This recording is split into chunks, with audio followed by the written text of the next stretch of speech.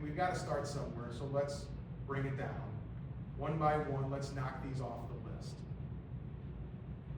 Putting the services that are needed in place first. So whether that's home care, whether that's getting an appointment because you can't find one with a neurologist that you need, or a psychiatrist. It's, oh, we're 6-8 months out. Okay, well, we need to look for somebody sooner that you can get into because this can't wait. So let's make that happen. Follow up, let's make sure. So when we help people with their doctor's appointments, oftentimes the families, they don't live in town, they can't do it. We're coordinating all of those. So we're gonna make those appointments at a time that also fits our care manager's schedule, so you're always there.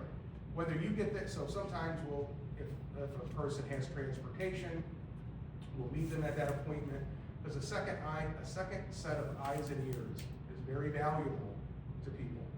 And especially if there's a big medical situation going on, you want somebody else to hear it, because I used to give a presentation on a couple other things, but I always would say, if somebody, you walk into the doctor's office and they do all the tests and they say you have cancer, you have shut down. You're not hearing anything else at that moment, right?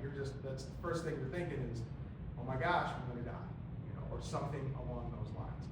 So a care manager there is there to ask the questions. Okay, what does that mean? What does this look like? What's the treatment? What's the next steps? What are we gonna do?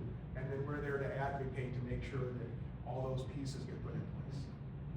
And then ongoing reassessment, just as things go on, and I want you to be clear too, that we are not necessarily there every single day. So sometimes we get into a situation, we're really putting in a lot of hours up front to understand the situation, getting things navigated. And then, once we think we have things settled down, then maybe we pull back a little bit and we're just doing the monitoring, checking in once a week, maybe once a month.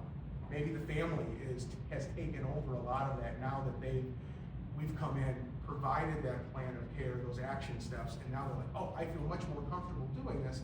Now I have a roadmap, I know what to do. So our services can be a lot, they can be kind of a little, and everything in between.